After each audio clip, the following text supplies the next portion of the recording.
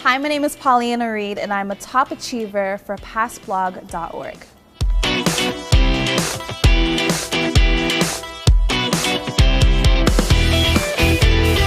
Hi, it's Cynthia Stone for pastblog.org, and I'm joined here by our Achiever of the Month, Pauleanna Reid. Now, Pauleanna is an international journalist. She is also a seasoned motivational speaker and a fashion stylist. Well, thank you for being on our show today, Pauleanna. Wonderful. Now, from what I understand, you were born and raised here in Toronto. What do you love about this city? There's so many things that I love about this city. I love the cuisine. I love the experiences that I've made here. A lot of the career milestones that I've had have been in Toronto. I also love the diversity. Torontonians are not afraid to be who they truly are. What do you love most about what you're doing? What I love about my career is the fact that I get to help others and I get to help them see beyond the limits of their circumstances. It's very important that I empower women to be the best versions of themselves because, I mean, we live in a world where the media is bombarding us with so many negative messages. So I provide the tools and the resources necessary to help them think bigger, dream bigger, and fight for everything that they love.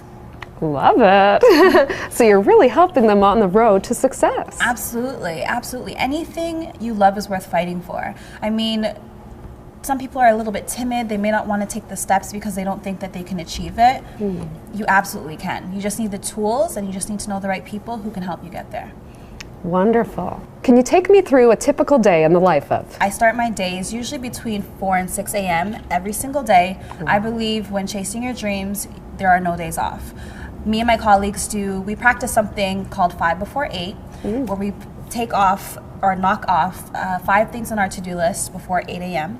So by the time other people are flopping out of bed, I've already conquered a quarter of my to-do list. I can be on set all day. I can be writing news reports, preparing for a speech, working with students in my mentorship program. It really varies across the board. Amazing.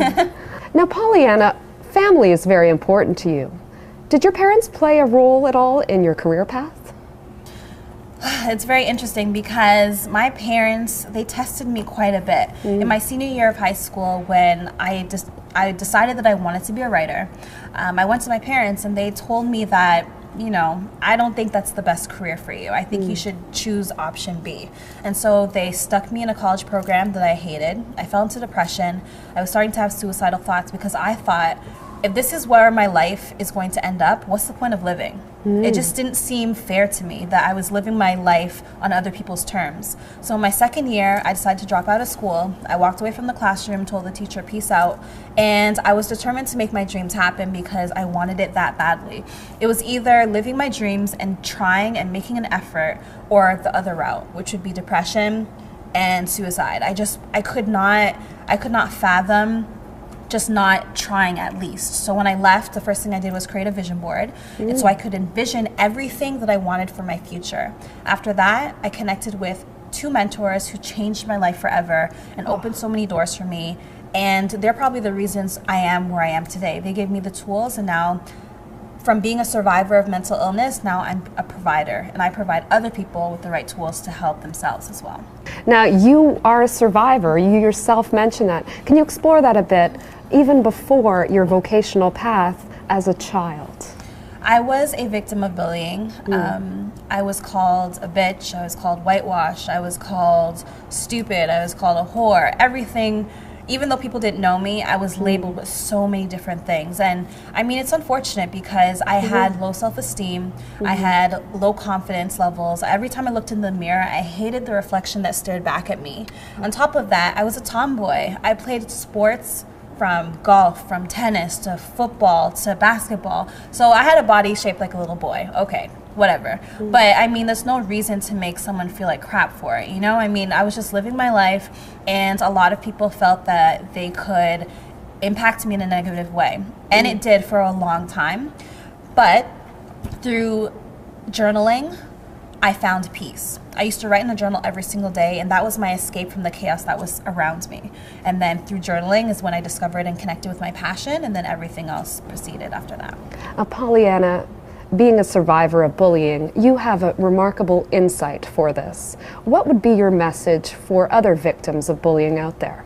Some techniques that I would advise is to watch how you talk to yourself. And when you learn to become your own best friend, life gets a lot easier. So you want to speak to yourself with positivity. You want to do things that makes your heart smile. And on top of that, you know what? Silence is the best response to a fool. People who are bullying you are insecure themselves. So figure out what's most important to you and eliminate everything else. Focus on your dreams, focus on what makes you happy, and move forward, because it does get better.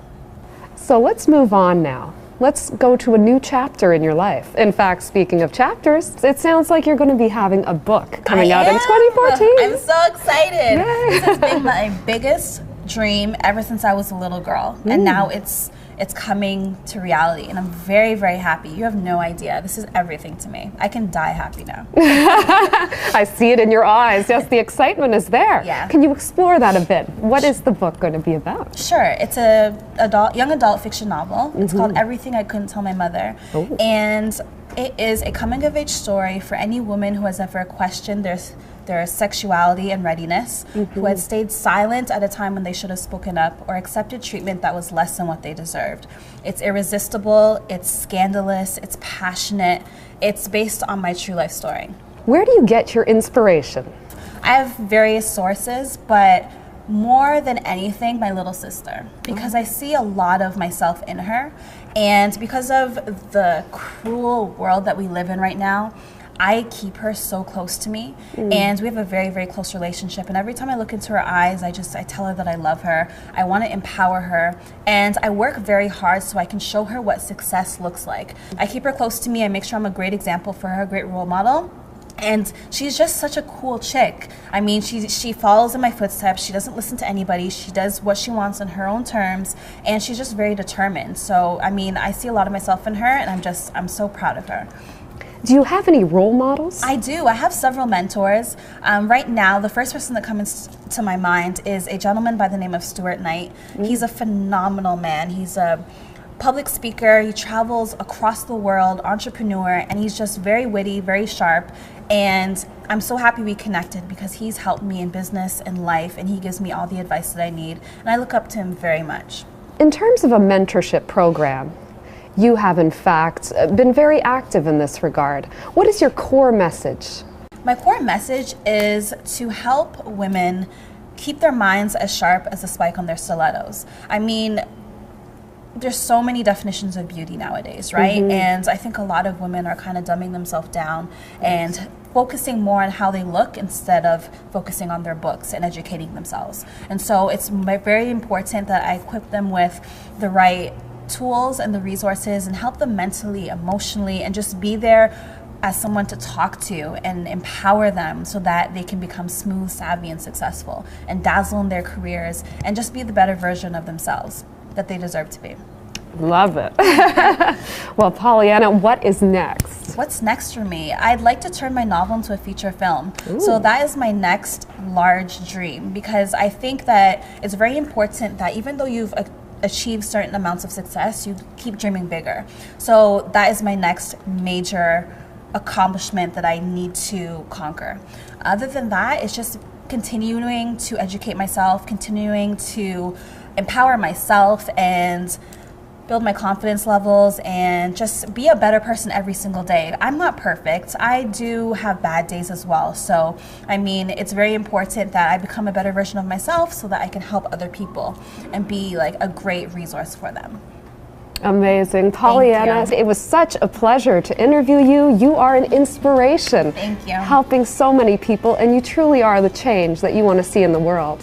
Thank you so much for all you do. It was nice to meet you. Likewise.